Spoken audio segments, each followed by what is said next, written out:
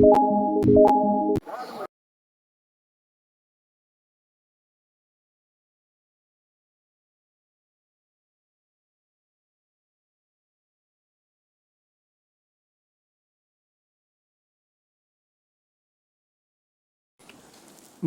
மாவட்டம் உதகையில் உள்ள சட்டமன்ற உறுப்பினர் அலுவலகம் புனரமைக்கப்பட்டு திறப்பு விழா நடைபெற்றது. உதகை சட்டமன்ற தொகுதி உறுப்பினர் போஜராஜன் பிஜேபி தலைமையில் சிறப்பு விருந்தினராக தேசிய துணைத் தலைவர் அப்துல்லா குட்டி கலந்து கொண்டு ரிப்பன் வெட்டி திறந்து வைத்தார். இதனைத் தொடர்ந்து பேசிய உதகை சட்டமன்ற உறுப்பினர் போஜராஜன், கடந்த 10 ஆண்டுகளாக சட்டமன்ற உறுப்பினர் அலுவலகம் செயல்படாமல் புதர்கள் மண்டி கிடந்ததாகவும், தற்போது அதனை புனரமைத்து இன்று திறப்பு விழா நடைபெற்றதாகவும், ஊட்டி சட்டமன்ற தொகுதி மக்கள் அனைவரும் தங்களது கோரிக்கைகளை இங்கு வழங்கலாம் எனவும் அதன் மீது உடனடியாக நடவடிக்கை மேற்கொள்ளப்படும் என்று தெரிவித்தார்.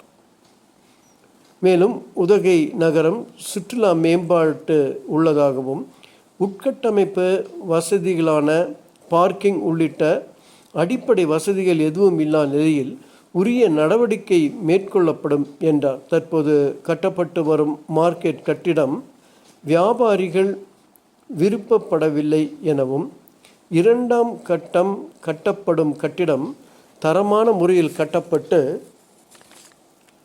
முன்னுரிமை அடிப்படையில் வியாபாரிகளுக்கு வழங்கப்படும் என அவர் தெரிவித்தார்.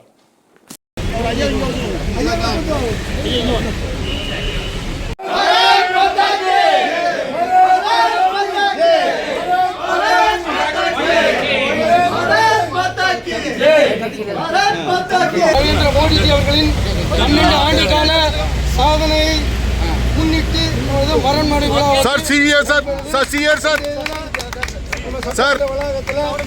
தேசிய துணைத் தலைவர் அவர்கள்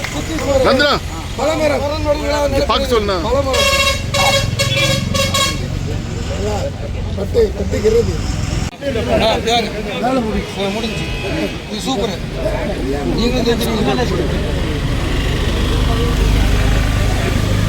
ஐயா இங்க பாருங்க ஐயா.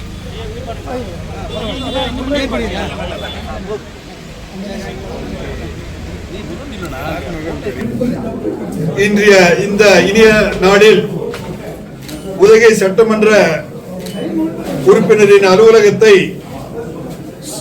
சிறிது சீரமைப்பு எல்லாம் செய்து இன்றைய தினத்திலே எங்களது தேசிய உதவி தலைவர் முன்னாள் பாராளுமன்ற உறுப்பினர் மரியாதைக்குரிய அப்துல்லா குட்டி அவர்கள் இங்கு வந்திருந்து எங்களுடைய அலுவலகத்தை திறந்து வைத்ததில் எங்களுக்கு மிகுந்த மகிழ்ச்சியை தருகின்றது. இப்பொழுது அதை சிறப்பாக சீரமைத்து இந்த பகுதி மக்களுக்கு ஆக்கப்பூர்வமான நல்ல உதவிகள் எல்லாம் செய்வதற்காக இது புனரமைக்கப்பட்டு இங்கு அலுவலர்கள் எல்லாம் வைத்து மனு எல்லாம் பெற்று மக்களுக்கு வேண்டிய குறைகளை தீர்த்து வைப்பதற்காக ஏற்பாடுகள் எல்லாம் செய்திருக்கின்றோம்.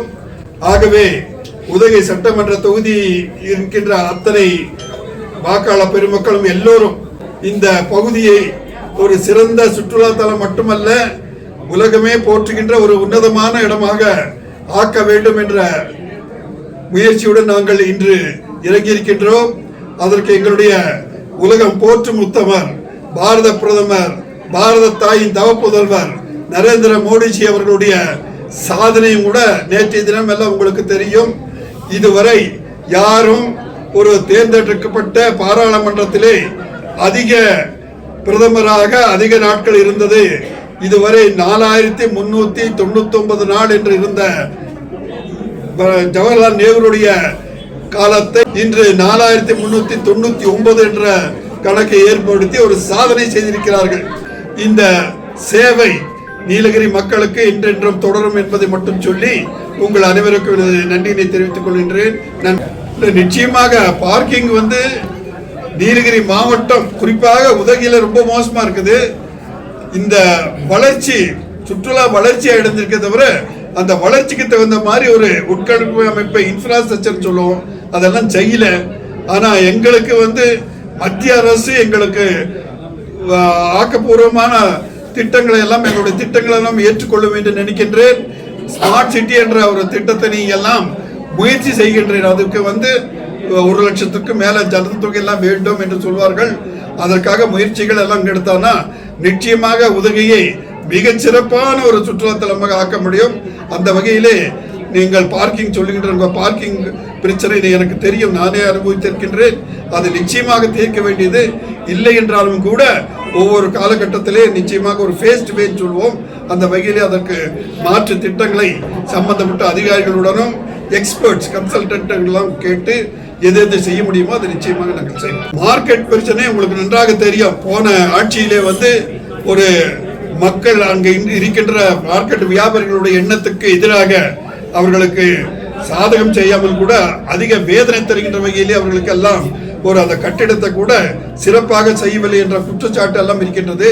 அதை நிவர்த்தி செய்து நல்லதொரு தரமான அதாவது கட்டடத்தை இன்னும் 2வது செகண்ட் ஃபேஸ் செய்யும் போது அதை தரமான கட்டடமாக செய்து அங்கு உரியவர்கள் அவருக்கு தகுதியானவர்கள் யாரோ அவர்களுக்கு முன்னுரிமை கொடுத்து அவர்களுக்கு பயன்படுகின்ற மாதிரி அந்த வியாபாரி மக்களுடைய மகிழ்ச்சி ஏற்படுத்துகின்ற வகையிலே நான் கடந்த தேர்தலிலே உறுதி அளித்திருந்தேன். அந்த நிச்சயமாக அந்த உறுதி காப்பாற்றப்படும் என்று சொல்கின்றேன்.